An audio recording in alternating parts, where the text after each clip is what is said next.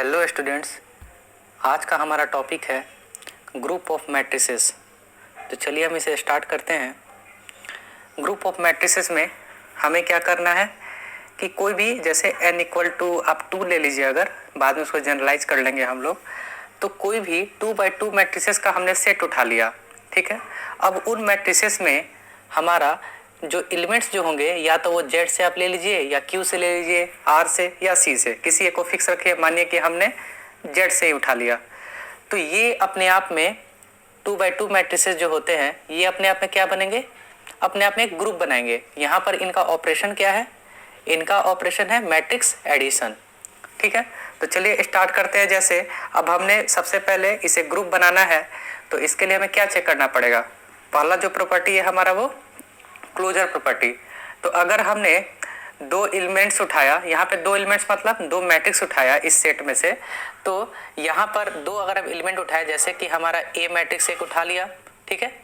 उसके बाद हम बी मैट्रिक्स उठा लें, दोनों को अगर हम ऐड करें तो हमें एक नया मैट्रिक्स मिलेगा, ठीक है। तो एक नया मैट्रिक्स उसी ऑर्डर का मिलेगा, यानी कि 2x2 ऑर्डर का मिलेगा आपको। तो वो अपने आप में क्या होगा, वो उस सेट में बिलोंग कर जाएगा ना। दो मैट्रिक्स को ऐड किया तो वो फिर एक नया 2x2 मैट्रिक्स बन जाएगा। तो इसका मतलब कि क्लोजर प्रॉपर्टी तो हमारी होल्ड हो जा रही है। उसके बाद क्या होता है, एसोसिएटिव लॉ। तो मैट्रिक्स एडिशन के रिस्पेक्ट में आप देखिएगा, जैसे real numbers, integers, complex numbers, इनको आप देखिएगा कि ये अपने आप में एक एसोसिएटिव लॉ को होल्ड करते हैं। वैसे ही मैट्रिक्स की जो एडिशन की बात होगी तो वो भी अपने आप में एडिशन लॉ, एसोसिएटिव लॉ को होल्ड करेंगे।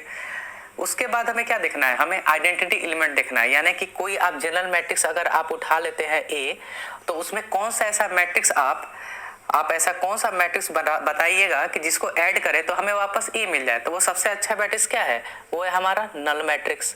नल मैट्रिक्स को अगर आप ए मैट्रिक्स के साथ अगर ऐड कीजिए, ये कोई भी जनरल मैट्रिक्स है, तो हमें वापस क्या मिलेगा, ए मैट्रिक्स ही मिलेगा। यानी कि ये जो नल मैट्रिक्स है ये क्या काम कर रहा है, आइडेंटिटी एलिमेंट का काम कर रहा है इस ग्रुप में, ठीक है।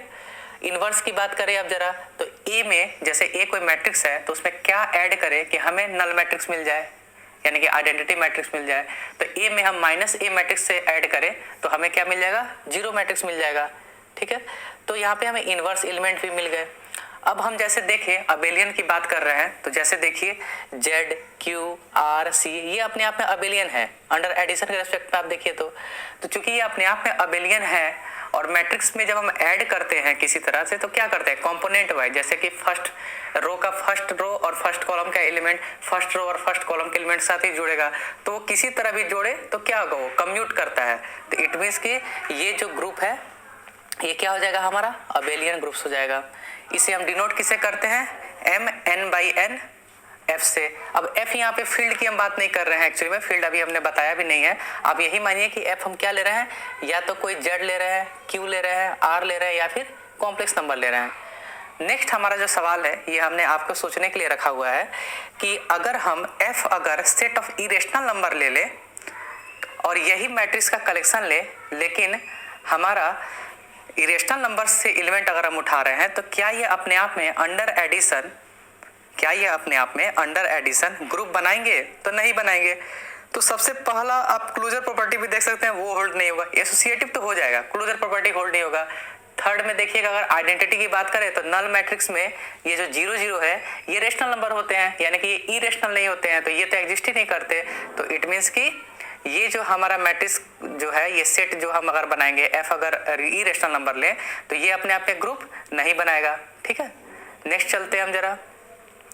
अभी तक हमने मैट्रिसेस के एडिशन के बारे में बात किया। अब अगर मल्टीप्लिकेशन की बात करें, जिसे हम GLNF कहते हैं n/n मैट्रिसेस में, तो आप जरा यहाँ देखिएगा, यहाँ पर हम फील्ड की बात करेंगे, ठीक है। फील्ड बाद में हम देखेंगे।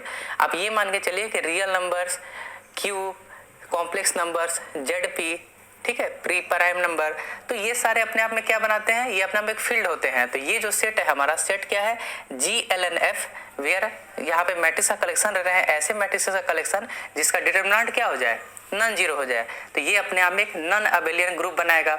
ऑपरेशन क्या है हमारा यहाँ पे, मैट्रिक्स मल्टीप्लिकेशन। जरा आप देखिएगा, दो मैट्रिक्स आप उठाइए, जैसे क्लोजर प्रॉपर्टी को हम देखना चाह रहे हैं, दो मैट्रिक्स हमने उठाया तो इनका डिटरमिनेंट क्या होगा, नॉन जीरो होगा। तो प्रोडक्ट का डिटरमिनेंट क्या हो जाएगा, ये फॉर्मूला देख लीजिए, क्या होगा, वो भी नॉन जीरो होगा। इट मीन्स क्लोजर प्रॉपर्टी भी हमारा होल्ड हो गया।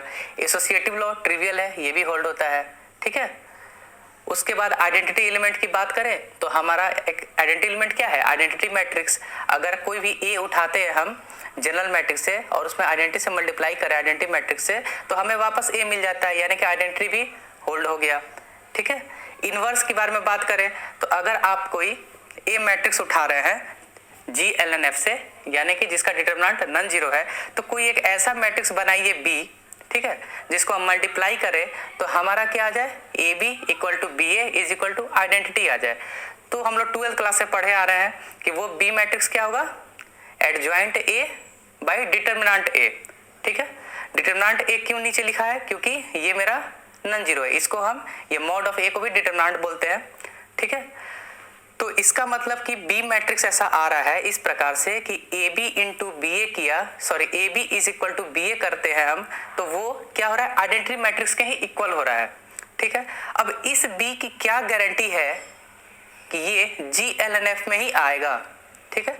तो उसके लिए हमें क्या देखना होगा, अगर आप सबसे पहले ये देखिए कि B का तो ऑर्डर वही है n/n, ठीक है। B का डिटरमिनेंट देख लीजिए, तो देखिए इस फॉर्म को हम बस यूज कर रहे हैं, हमें इसमें जाने की जरूरत नहीं है, हम यहीं से देख रहे हैं। डिटरमिनेंट ऑफ AB क्या होता है, determinant of A into determinant of B, और ये आइडेंटिटी मैट्रिक्स का डिटरमिनेंट क्या होता है, दैट इज 1। तो चूंकि आप डिटरमिनेंट की प्रॉपर्टी को अगर देखेंगे तो दो स्क्वायर मैट्रिक्स का मल्टीप्लिकेशन का डिटरमिनेंट क्या होता है कि उस मैट्रिक्सेस के डिटरमिनेंट के प्रोडक्ट के इक्वल हो जाती है। तो यानी कि दो नंबर्स हैं, डिटरमिनेंट A और डिटरमिनेंट B, दो कोई रियल नंबर्स हैं, ठीक है। आप फील्ड कह सकते हैं, यहाँ पे f हम ले रहे हैं, तो उनको हम अगर क्या कर रहे हैं, मल्टीप्लाई कर रहे हैं तो 1 मिल रहा है। इट मीन्स कि क्या होना चाहिए, दोनों को नॉन जीरो होना चाहिए। अगर दोनों एक भी कोई मेरा जीरो हो गया तो ये वैल्यू क्या हो जाएगी, 1 की इक्वल नहीं रहेगी, वो जीरो की इक्वल हो जाएगी। इट मीन्स कि डिटरमिनेंट भी नॉन जीरो है, यानी कि B जो है आपका वो GLNF में बिलोंग कर रहा है। तो यहाँ से A का इन्वर्स क्या हुआ, यही B जो है, इसी को A का इन्वर्स बोलते हैं। नॉन अबेलियन ग्रुप की बात अब कर रहे हैं हम, तो नॉन अबेलियन ग्रुप के लिए क्या देख सकते हैं कि इन जनरल आप कोई भी मैट्रिसेस, पार्टिकुलर मैट्रिसेस उठा लीजिए, ये आपका होमवर्क ही है। आप दो मैट्रिसेस उठाइए और देखिए मल्टीप्लाई करके कि क्या वो इक्वल हो रहे हैं, कम्यूट हो रहे हैं, तो वो नहीं होंगे। आप पार्टिकुलर कोई ऐसा एग्जाम्पल खुद से ढूंढिएगा, लेकिन ध्यान रहे कि उनका डिटरमिनेंट क्या रहे, हमेशा नॉन जीरो रहे, ठीक है। वो डिटरमिनेंट हमेशा नॉन जीरो चाहिए, तभी तो GLNF में बिलोंग करेगा ना, ठीक है।